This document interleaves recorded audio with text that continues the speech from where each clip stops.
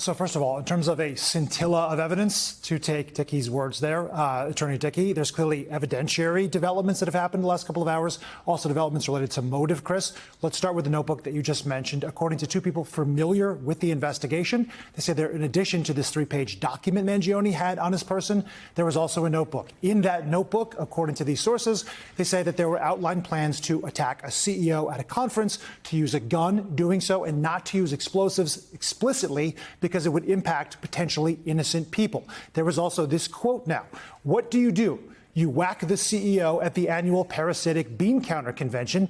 It's targeted, precise, and doesn't risk innocence. That's the latest editorial on that. As for the evidentiary component of this, you mentioned the fingerprints at your lead-in here. We also have information from a senior law enforcement official who says that the fingerprints taken from Mangione after his detention there in Pennsylvania do match a set of fingerprints from the crime scene. What we don't know at this point is whether that comes from the Starbucks water bottle that was purchased, the police said was bought right before the shooting, whether it was the energy bars that were purchased and the wrappers that were discarded. We also know, Chris, that there was a cell phone that was found in an alleyway not far from where the shooting took place.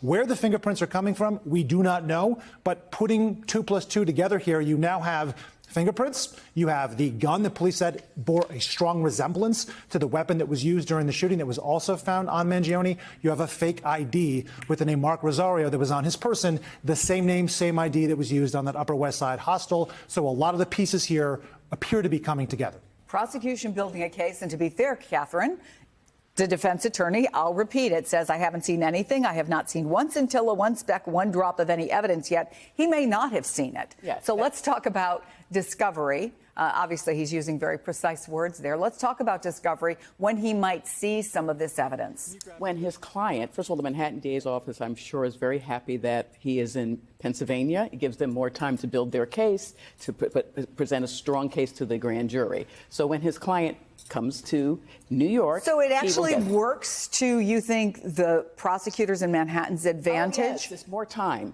because until he comes here and then is arraigned on what will probably be an indictment, nothing, like we call it, the clock doesn't start.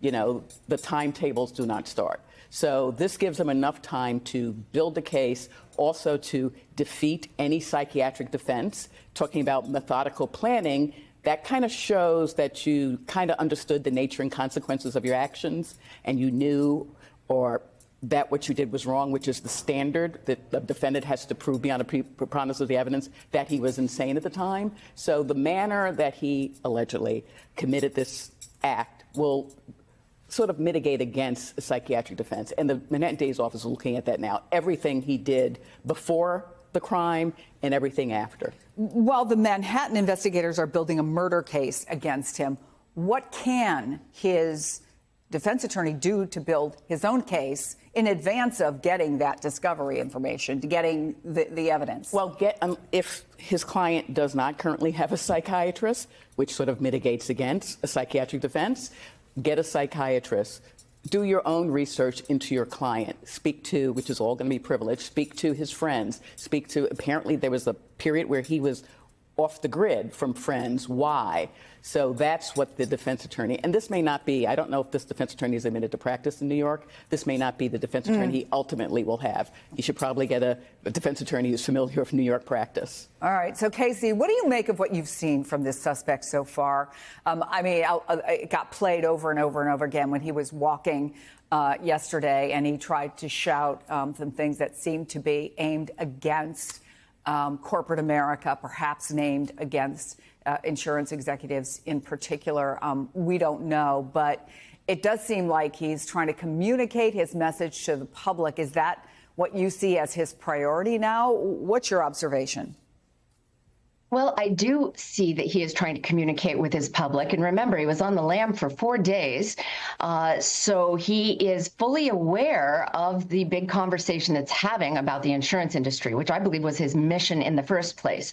But that outburst as they were taking him in, you know, where he's aware that the cameras are on him, it was an impulsive act that was actually out of sync with his behavior so far, which was incredibly slow, well-planned, methodical. Remember, 10 days in New York before he did this act, surely planning it, doing a dry run, you know, getting the bicycle, deciding where he was going to put the backpack. So when we see that outburst and that kind of insult, it's an insult to American intelligence. It's almost a plea for support from America, but it's also showing some mental health reflections that we haven't seen so far. So yeah, he seems calm, cold, calculating, but all of a sudden we see passion and anger. So it will be very interesting. I totally agree that we might see some mental health analyses in the near future, because I believe as this evidence mounts, and I do believe that the direct evidence, the forensic evidence will be overwhelming, a mental health plea of insanity, and New York uses guilty but mentally ill in the substantial capacity test, is probably about the only avenue his attorney is going to have. So, Gary, what's next for Mangione in this effort to get him from Pennsylvania back to New York? How does this work?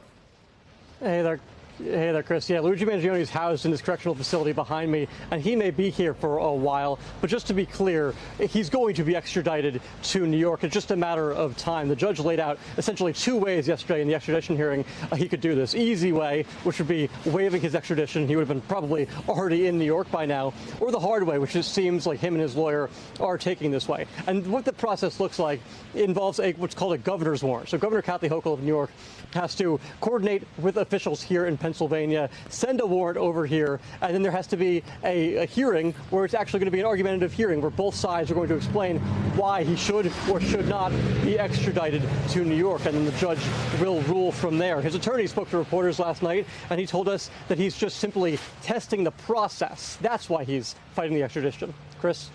All right. Thank you so much for that. Catherine, there are officials who have expressed concern that he's become this kind of folk hero, particularly online, from the moment this happened almost. Now that Mangione is in custody, do you think that there will be people, particularly in the law enforcement community, who will want to limit his ability to communicate with the outside world? And can they?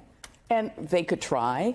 And it's odd that he would be a folk hero. This is not a single parent living from paycheck to paycheck with a sick kid. This is a rich kid from wealth and privilege. So his parents would be able to pay for any lack of insurance that he had. So this is not, to me, a role model for someone who's upset with the insurance.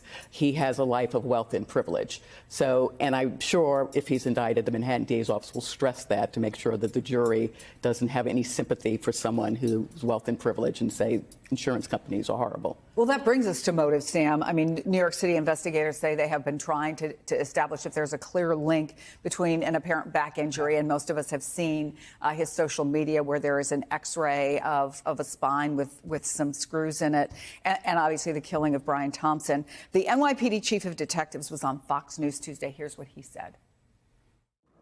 It appears that at some point back in July 4th of 2023, he may have suffered some sort of back injury. He was posting an X-ray on his social media showing numerous screws being inserted into his spine. Some of the writings that he had, he was discussing the difficulty of sustaining that injury. So we're looking into whether or not the insurance industry either denied a claim from him or didn't help him out to the fullest extent. Sam, what do we know about that connection? So police so far, Chris, have not said definitively that he had this surgery. What we do know is that I had a conversation with R.J. Martin, who runs this co-living situation community out in Hawaii, where Mangione had lived for 6 months, according to Martin. He said that when he contacted Mangione 9 months ago, Mangione had sent him an X-ray. I don't know if it's explicitly that one, but there was one posted to social media that had 3-inch screws in it. He said it was just horrifying for him to even try to absorb that, and did know personally when he first spoke with Mangione, when he was interviewing to live there, that he had expressed back issues within the first week or two. He said that there was an introductory surf lesson, that it was so painful, it triggered something physically in his body that Mangione was knocked off of his feet for days or longer. And this detail was really interesting, Chris, the idea that he had trouble sitting up straight, being outside and having physical, intimate relationships with other people simply because of his anatomical back problems, right? That sort of paints a picture of potentially what could have been going on. No one knows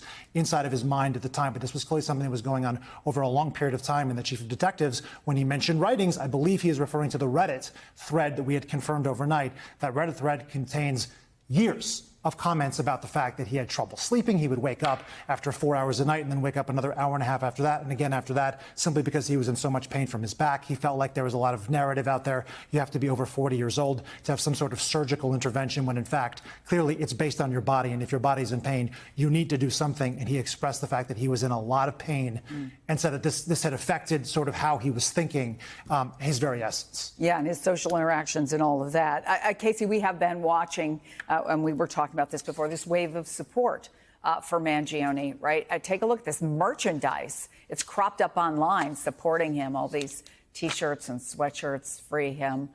In addition, his attorney says his staff told him that people are offering to pay his clients' legal bills. Does this public response have an impact as lawyers on both sides build their case, or an impact potentially on a potential jury? I hope it doesn't have an impact on a potential jury. And, you know, the voir dire process really does need to weed out anybody who considers him a folk hero. You know, he in his manifesto, his little 3-page note that they got from his backpack, he does talk about the fact that the United States, and he's very bright, he's done his research, you know, we're #1 in healthcare costs to our consumers, but apparently number 42 in the world in terms of life expectancy. And we do need to be very cautious, because clearly this conversation needs to be happening. That is why the public is rising up and having a lot of opinions about their own personal experiences with insurance companies. But I have to remind everyone, there is no proof he has had an issue with an insurance company. This could just be his cause celeb of the moment, because he wants to be famous. And he pictures himself, I think, as a savior, as a folk hero for the people. He's a superhero like Batman, you know, going to conquer evil and seek good. That really points to some real mental health issues. Why it was, you know, almost all of these shooters have some mission that they are on to raise the consciousness of America towards their, you know, the subject of their grudge, whether it's their employer or the cost of health care. You know, the IRS, you know, Joseph Stack flew his plane into a building with a 5-page manifesto. We have to just take it with a grain of salt and not be laughing about it or making light of it. Do not forget that a man died over this and that he has a family and children, and they're watching too.